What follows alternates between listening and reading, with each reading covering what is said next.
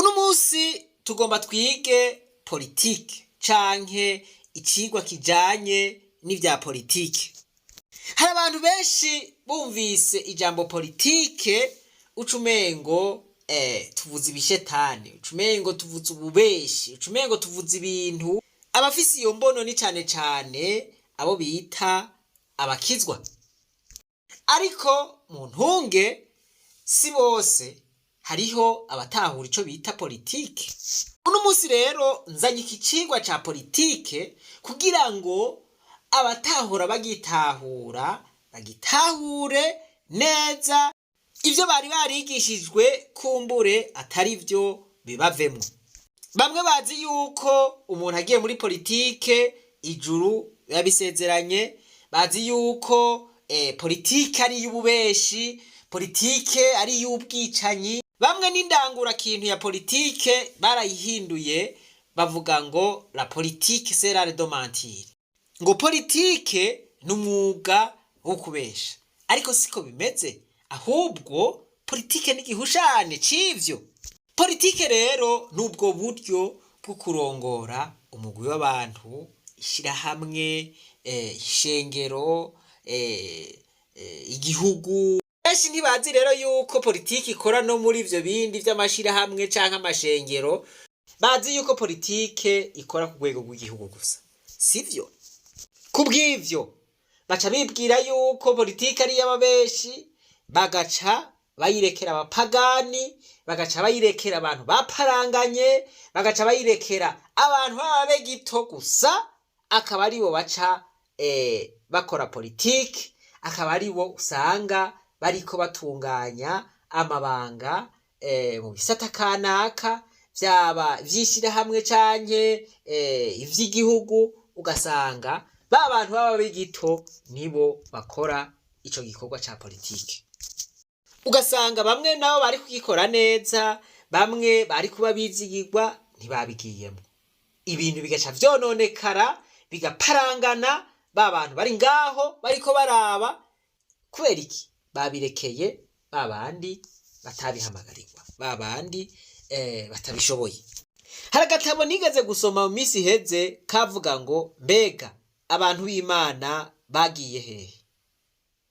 Reka nanje mbaze ico kibazo nti mbega abantu b'Imana mu gihugu c'u Burundi bagiye hehe? Katabo tubona abantu b'Imana mu gihugu c'u Burundi bagiye hehe? Uno munsi rero muri iki cigwa turiga inkomoko y'ijambo politike. Mbega uwazanye iryo jambo, uwigishije iryo jambo yari afise intumbero iyahe? Umuntu yigishije cane iryo jambo rya politike ni umufilozofe yitwa Plato. Umufilozofe ni ukuvuga ngo umuntu yiyumvira, umuntu mu gifaransa bamwita umupenseur, mu congereza naho bamwita thinker. Mu kirundi twovuga yuko ari umuntu ari ngaho aguma akoresha umutwe wiwe nk'imashini, yerekana ingene ibintu vyogenda, ingene ibintu vyokorwa. Voilà. Plato rero si uwavuba n'uwa kera, yavutse mu mwaka wa 428 imbere yuko Yesu canke Yezu avuka. Mwigisha wa Plato yari uwundi mufilozofe yitwa Socrate. N'abapitagoro bose baramwigishije.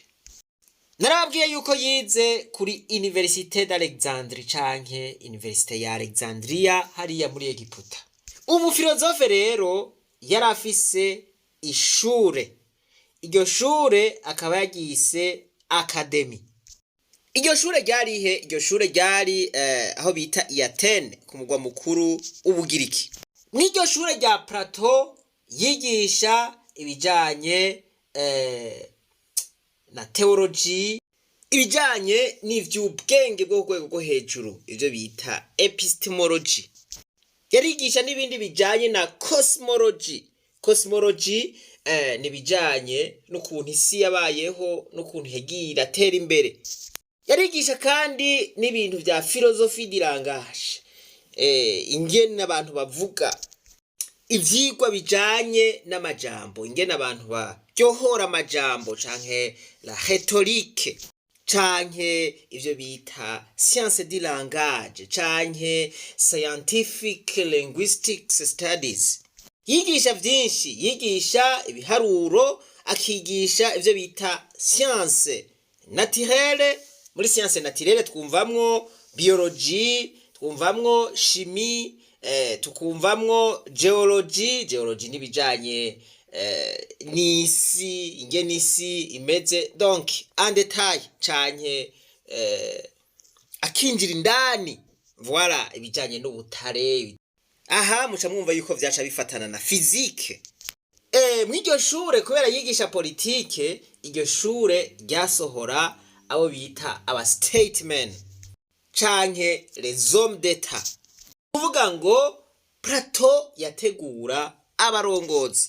Plato rero niwe yatanze indangura kintu y'ijambo politique. Yavuze ati la politique sera de bien gérer une cité. Plato yavuga ati politike n'umwuga wo gutunganya neza igisagara canke ikibano canke igihugu canke umugwi w'abantu. Cité murumva ko ari igisagara, cité haba hariyo les citoyens, voilà, abantu, abanyagihugu. Ubwo buryo rero ukoresha mu gutunganya canke mu gutunganiriza abantu utwara canke umugwi w'abantu utwara, nico yise la politique. Ituma habaho politike y'imiryango canke politike familiare, politike religieuse, politike y'amashengero, politike nationale canke reka tuvuge politike y'igihugu. Voilà. Urumva yuko uvuze ijambo politike ntubuvuze ijambo ry'igihugu gusa, riraba igihugu gusa, ni ijambo rirerire. Murumva yuko Plato naho yigisha politike yasohora les hommes d'état canke aba statesmen. Mwahava mumbaza muti none ni ryahe tandukaniro riri hagati y'umu homme d'état n'umu politicien? Uravye ingene umufilozofe yitwa Freeman yavuze ati umupoliticien yiyumvira ukuntu yotsinda amatora gusa. Igikorwa ciwe kinini yiyumvira ukuntu yotsinda amatora gusa. Ko umu homme d'état ubwenge bwiwe bwinshi abushira ku kuntu yotunganiriza abantu. Bavuga yuko umu homme d'état arondera ikintu bita common good, nukuvuga ngo ineza ya benshi canke ineza ya bose. Tuvuga yuko muri Afrika huzuye les politiciens kubera kenshi na kenshi aba politiciens birabira inyungu zabo gusa, bimenyera ukuntu botsinda amatora gusa. Ico nico kibaraje ishinga. Bironderera ukuntu bopanga akarere gusa bazotsinda amatora. Nta politike yimbitse baba bafise y'abantu bazorongora. Ibi rero bikaba bitandukanye ni Buraya. Iburaya hari aba homme d'état benshi kuko abarongozi baho biyumvira cane ku neza ya benshi, ntibiyumvira cane ku neza yabo. Voilà. Rero muri ya filozofi yiwe il a distingué des mondes canke wewe avuga yuko hariho isi zibiri. Avuga yuko hariho iyi si tubona, ico yise le monde sensible. Avuga ko hariho n'iyindi si y'imwemu, ico yise le monde intelligible canke le monde idéal. Voilà.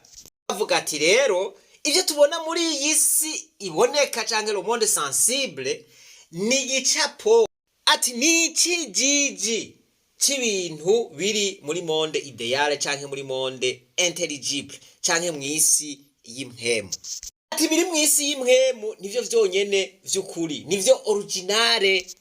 Biragoye kumva, ariko avuga ati nimba ubona igiti kiri ngaha mw'isi ifadika canke muri monde sensible, hariho ikindi giti kiri hariya mw'isi y'imwemu, igiti originale. Voilà.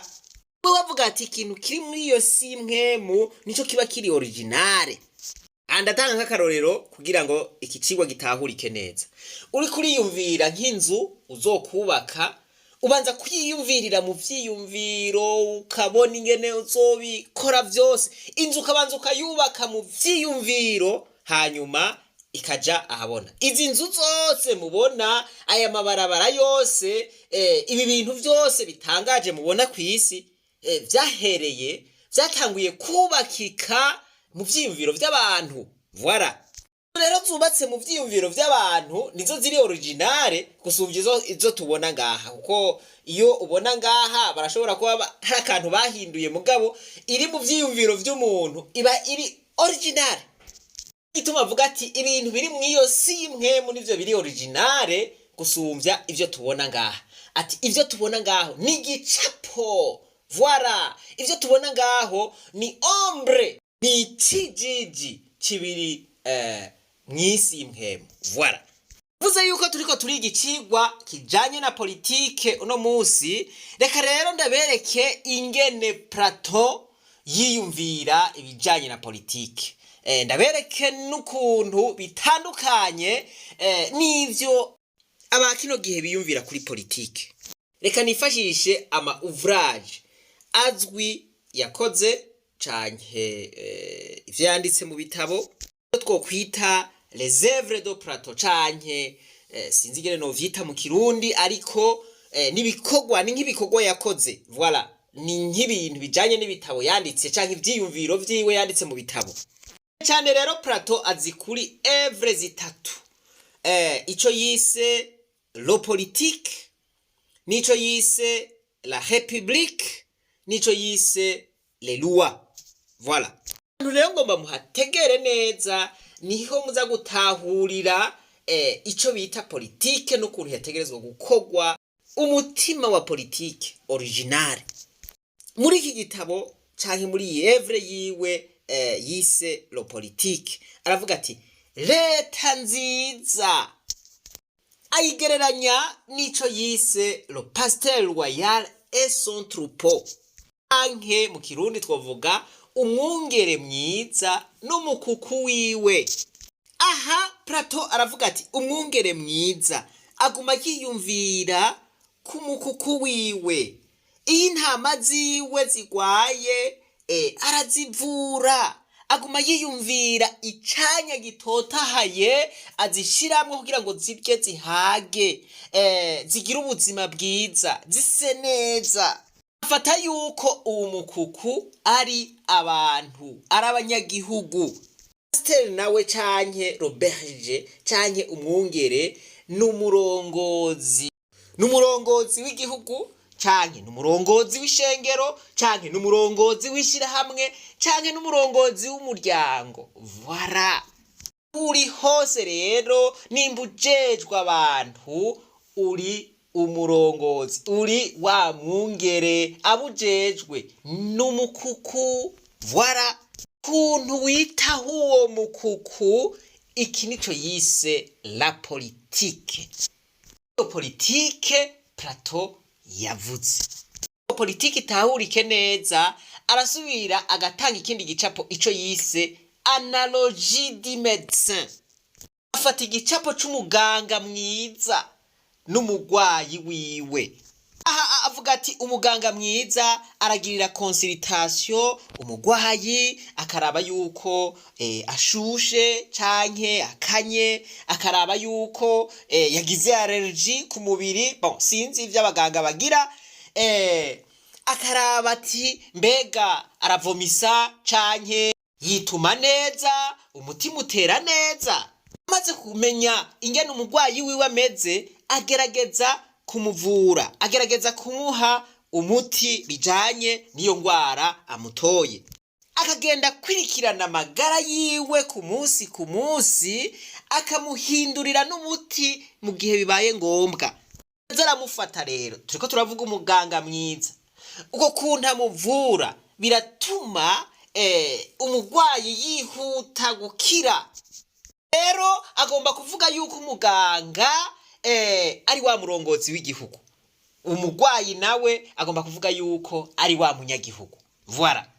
Umurongozi w'igihugu abwirizwa gukemura ibibazo umunyagihugu afise. Mwumva yuko umudoktere ari umurongozi w'igihugu gusa? nimba uri pasiteri mu ishengero, nimba uri umukuru w'ishyirahamwe kanaka, nimba uri umukuru w'umuryango, voilà, uri wa mudokiteri.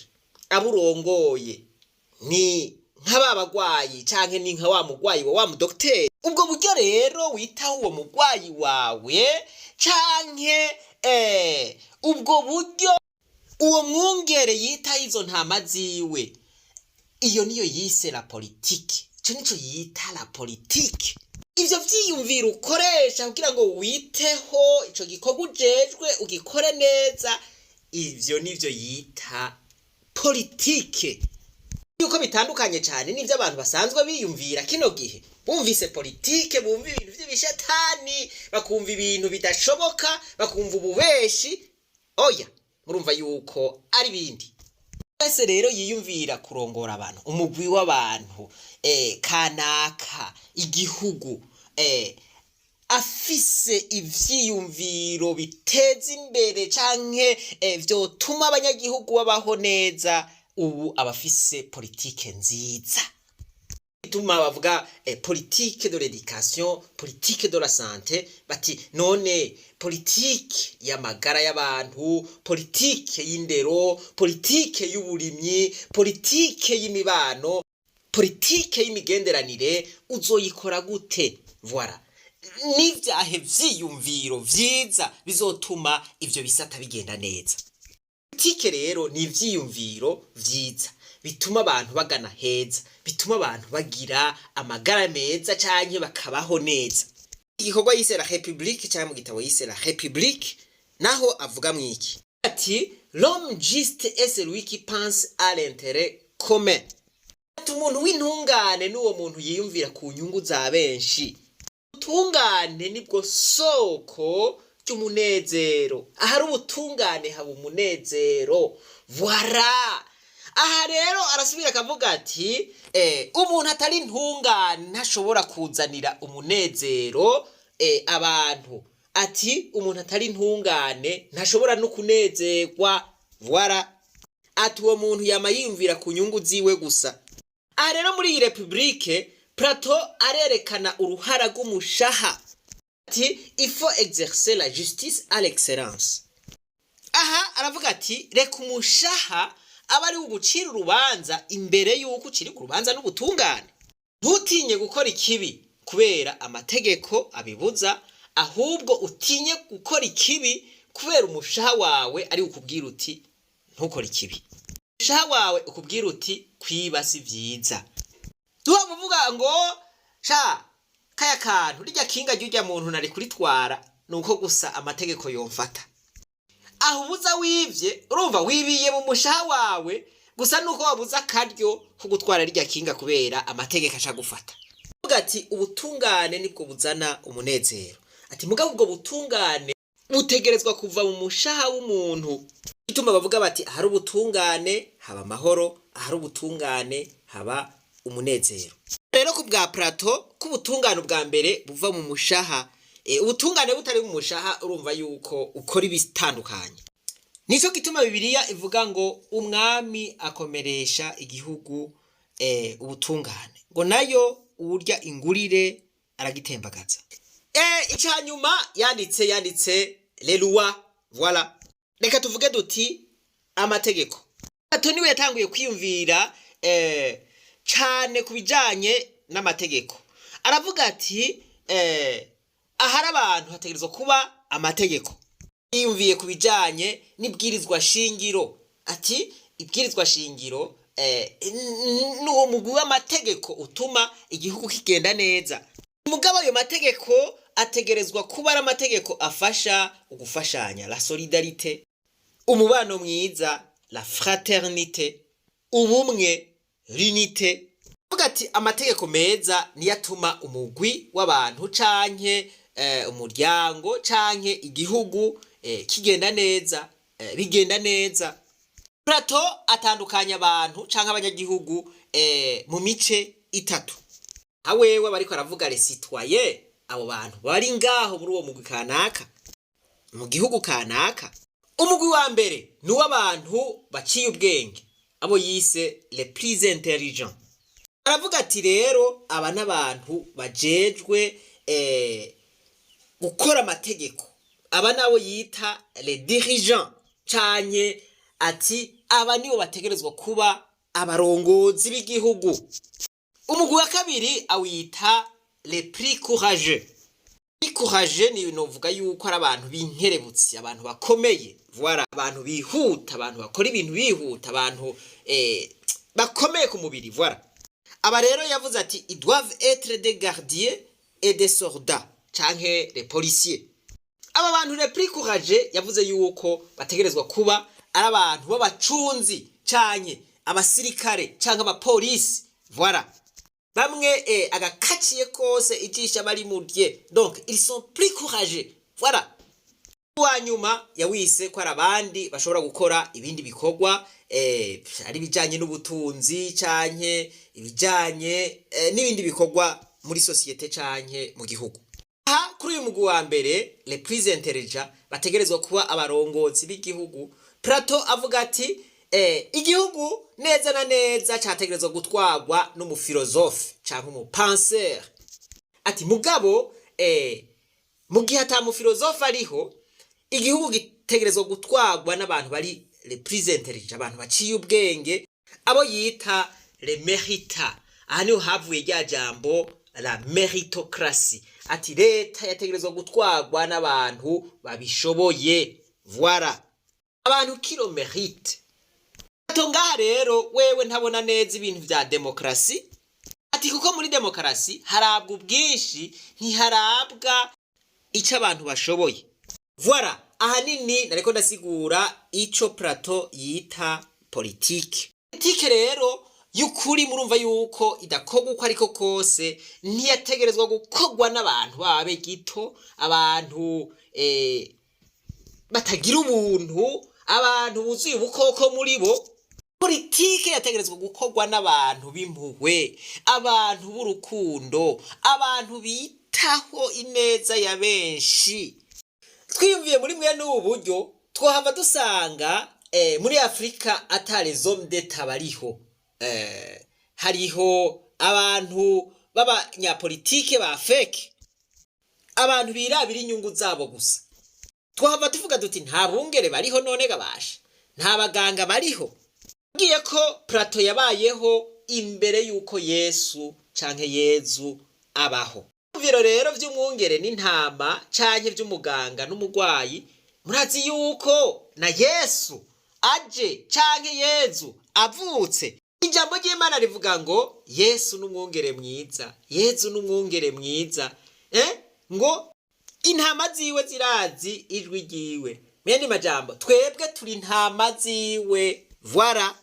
Muca mwumva yuko bifitaniye isano na vya bindi Plato yavuga. Rya jambo ry'Imana rivuga ngo umwungere mwiza aragira intama ziwe mu canya c'ubwatsi bubisi, voilà, akazironderera amazi, akazishora ahantu heza, voilà. Ico ni igicapo c'umurongozi mwiza. Umuntu ariko aragira politike neza abikora uko nyene. Ngaha rero muri ya mapolitike y'iwacu ngaha muri Afrika, umurongozi ntamenya ingene intama ziwe zimeze, ntamenya ingene zimerewe, ntamenya ko zigwaye canke ko zijonjogoye, ntamenya ko zishonje canke zihaze. Zishonje avuga ko zihaze, zigwaye avuga ati ziri safi sana, ziri okay. Kindi kintu akora yiyumvira ku nyungu ziwe gusa. Iyo si politike. Na kenshi iyo uwo muntu yiyumvira ku nyungu ziwe gusa, uco usanga haje bimwe vy'igikenye, aho iyo ntwaro baca bayita la tyrannie. Iyi kiba intwaro y'igikenye, voilà. Aha muri Afrika rero kenshi na kenshi uzosanga twibereye mu ntwaro z'igikenye, intwaro z'abantu biyumvira ku mifuko yabo gusa. Ngomba ngaruke aho natanguriye nje ndangiza. Natanguye mvuga nti mbega abantu b'Imana bagiye he? Abantu b'Imana bagiye hehe? Iyi politike rero yategerezwa gukorwa n'abantu b'Imana, abantu bafise ubumana muri bo, abantu bafise ubuntu muri bo, abantu bafise impuhwe, abantu bafise les valeurs z'Imana canke indangagaciro z'Imana, abantu bubaha Imana, abantu batinya Imana, abantu basonera kiremwa muntu, abo nibo bategerezwa gukora politike. Bamwe bigira abakirisito, bamwe bigira abakizwa, ibi bintu usanga bariko barabihunga, ugaca usanga ibintu vyononekaye kandi bari ngaho aribo bategerezwa kubitunganya. Abantu b'intungane, abantu bafise ubumana muri bo, abantu babizigirwa, abantu b'impuhwe nibo bategerezwa kubitunganya. Ibi bagaca babirekera mu maboko y'imboregwa, mu maboko y'abasuma. None ikintu covamwo ni iki? Ugasanga muri leta huzuyemwo abantu b'amafuti ya mbere abaho, abantu bavugwa nabi mu bintu bikomeye. Andi majambo ugasanga leta yuzuyemwo abantu b'ababe gito gusa. None ikintu wo kwitega mwabo bantu coba ari igikiga yemwe? Usanga amaraso ku maseseka, ugasanga abantu baratesetse, ugasanga abantu inzara yarabishe, ugasanga ubukene buza buri mu kubakuraho. Ike rero itegerezwa gukorwa n'abantu b'umuhamagaro. Murumva yuko mu gihe iri kwirakorwa n'abantu batari umuhamagaro wavyo, babikora nabi cyane.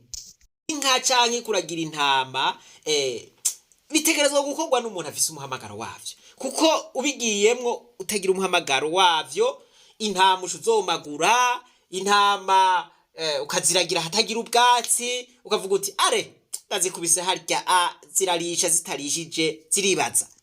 Anga ari mu mabanga yiwe atayahamagariwe, avuga ati jewe reka nkora akazi nironkera amahera, ibisigaye biribaza. Muri politike nuko usanga politike iri kwirakorwa n'abantu batayihamagariwe, abantu bajejwe kwicira amahera gusa, abantu bumva imifuko yabo gusa, nta kindi. Abantu baroze abanyamashengero, hariho abapasiteri usanga bararoze abanyamashengero bakababwira ngo kuja muri politike ni icaha, ngo politike ni ibintu vy'ibishetani, politike ni y'abanyavyaha. Urumva? Ngomba nerekane rero ukuntu politike yategerezwa gukorwa n'abantu b'Imana, n'ukuntu bategerezwa kuyikora. Voilà, dukeneye abantu b'Imana wampaye inka muri politike. Mose kugira ngo akura abantu muri Egiputa batware mu gihugu c'isezerano, yakoresha politike. Ivyo vyiyumviro yakoresha kugira ngo ashobore gutunganya abo bantu neza, cyangwa gutunganiriza abo bantu neza, c'était de la politique. Dawidi ngo yatunganiriza abantu biwe neza, ngo yatunganiriza igihugu ciwe neza akoresheje ubutungane. Iyo yari politike. Novuga n'abandi bantu benshi bavyifashemwo neza, ariko reka ngaruke kuwitwa Nehemiya. Murazi yuko bamubwiye bati igihugu cawe carasambutse, igisagara canyu carasambutse, amarembo y'i Yerusalemu yarahiye. Ngo yumva umubabaro, aca yumva umuhamagaro yuko yoja kugisanura. Ngo yumva umubabaro, ngo ararira, arisonzesha kugira ngo arabe yuko yoja gukora ico gikorwa cyo gusanura ico gisagara. Murazi yuko yahuye n'ingorane z'abitwa ba Sanibarati na ba Tobiya, bari baranyoshwe n'inyungu zabo gusa. Ico gisagara bagikoreramwo ama business yabo gusa, ikintu biyumvira inyungu zabo gusa. Baraba guverineri canke barabarongozi b'ico gisagara, yazanye iyo politike yuko sanura ico gisagara, bati uyu mutipe rero uyu agomba gutembagaza umwami, uyu nuko kumurabira hafi. Ariko biravye bwari uburyo bwo gukingira izo nyungu zabo. Kuvuga nti naho wowe ugomba gukora ikintu ciza gute, ntubura abantu bafise ivyiyumviro vyacotse canke ivyiyumviro biboze bakubuza. Ariko uri mu muhamagaro wawe, ibintu biragenda neza. Reka rero kugira ngo dutahure uburongozi bwiza n'umurongozi mwiza ingene yategerezwa kumera, canke ugira politike nziza ingene yategerezwa kumera, turabe mu gitabo ca Nehemiya igice ca 5 guhera ku murongo w'14 gushika ku murongo wa 19. Umutwe w'ijambo canke umutwe w'igisomwa uravuga ngo Nehemiya aganza igihugu neza. Nehemiya gizente aganza igihugu neza. Voilà. Ibisi bibiri iri kwira bivuga. Reka rero twumva ingene Nehemiya yaganza igihugu neza akoresheje politike nziza. kugira ngo abantu babeho neza. Voilà. Mugomba mwumve itandukaniro ry'abarongozi beza n'abarongozi babi. Iri jambo niyo waryumva canke iki cigwa niyo wacumva, wewe nyene uza guca umenya ingene utandukanya abarongozi beza n'abarongozi babi bivanye n'ubuzima ubayemwo. Aha ubuzima ubayemwo ntabwo nzi, mugabo wewe uza guca ubona yuko ufise abarongozi beza canke ufise abarongozi babi. Ku murongo w'14 haravuga ngo, kandi uhereye umunsi umwami Aritezirusi yangize icegera ciwe mu gihugu c'i Buyuda, kuva mu mwaka ugira 20 kugeza ku mwaka ugira 32 ari ku ngoma, uko ari imyaka 12, ngo Nehemiya yamaze imyaka 12 ari cegera c'umwami. Mu yandi majambo, iyo ntiyari politike. Voilà. Yakoresha politike.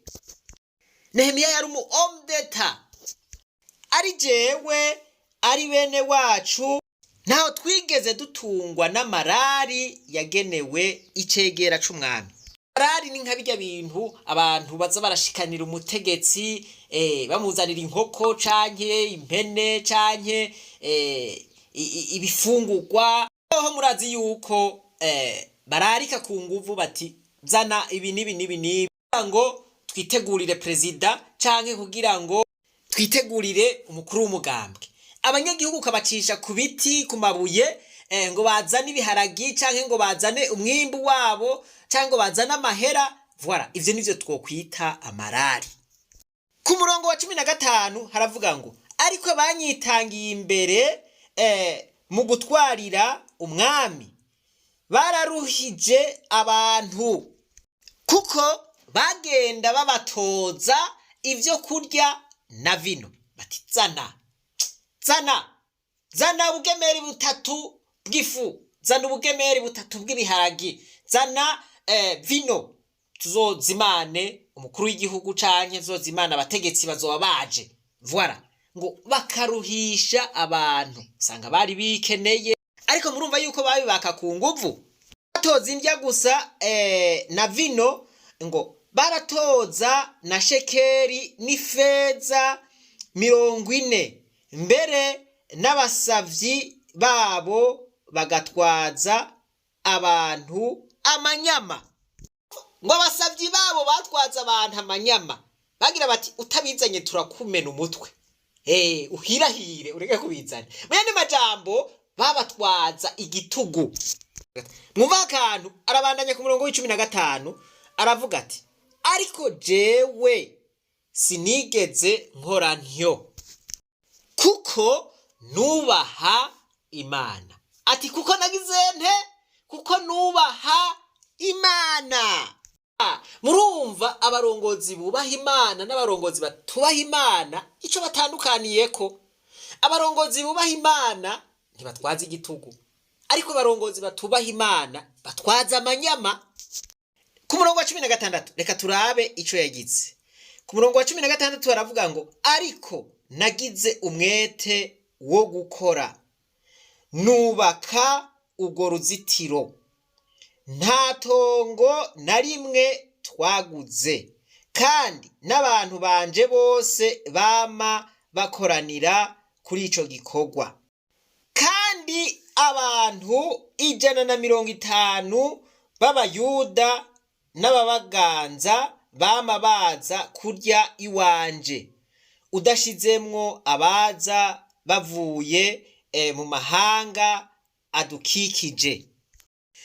Ku munsi twabaga inka imwe n'intama 6 z'intogwa, bo n'inkoko, kandi n'imisi 10 ishize twama tubaha vino z'ubwoko bwose. Ariko naho vyangana bityo ntaho nigeze ntoza amarari yagenewe icegera c'umwami, kuko abantu bari bacumukujwe n'intwaro mbi. Inge nivuga intwaro mbi. Voilà, intwaro mbi iba itwagwa n'abantu b'amanyama, abantu batwaza igitugu, abantu baguma biba abantu baguma baka abantu ngo zana ibi nibi, abantu baruhisha abo batwara. Voilà, ivyo ni ibimenyetso vy'intwaro mbi. Ndaheza ndasenga, aho ni ku murongo w'19, ndaheza ndasenga ni Mana yanje, ivyo nagiriye aba bantu uzubinzirikaneko, ubinyishure ivyiza. Murumvira isengesho ry'umurongozi mwiza. Voilà, yarakoze ibishoboka vyose kugira ngo abantu bamererwe neza. Aca asaba Imana ati, Mana uzubinyishure ivyiza. Umaze kumva ubu butumwa, umaze kumva iki cigwa, uravye ubuzima ubayeho, uri mu ntwaro mbi canke uri mu ntwaro nziza. Voilà, bituma natanguye mvuga nti abantu b'Imana bagiye, kuko iri tara bararizimije, haba umwiza. Harageze rero yuko abantu b'Imana bahaguruka, bakatsa wa muco, bakatsa rya tara rikabonesha ingeso nziza, ingeso z'Imana, ubuntu buri muri bo bugakwira, maze intwaro nziza Imana yashize muri bo bakayisasagaza mu banyagihugu, abanyagihugu bagatwagwa nabi, intwaro mbi ikava mu banyagihugu. Zera, reka dusubire twibukanye ico bita politike. Wewe ukumva politike nziza, uze ubone igicapo c'umwungere n'intama ziwe. Ukumva politike nziza, uze wumve igicapo c'umuganga n'umugwayi wiwe. Politike nziza, uze wumve igicapo ca Yesu canke ca Yezu n'intama ziwe. Voilà, umuntu uzobona ariko aragira politike yisunze ivyo bicapo canke abikora mw'ubwo buryo, uzomenye yuko afise politike nziza. Iyo politike nziza rero ushobora kuyikoresha mu muryango, mw'ishirahamwe, canke ukayikoresha ku gihugu. Ivyo vyiyumviro rero ufise vyiza vyo gutunganya ibintu neza, iyo ni politike.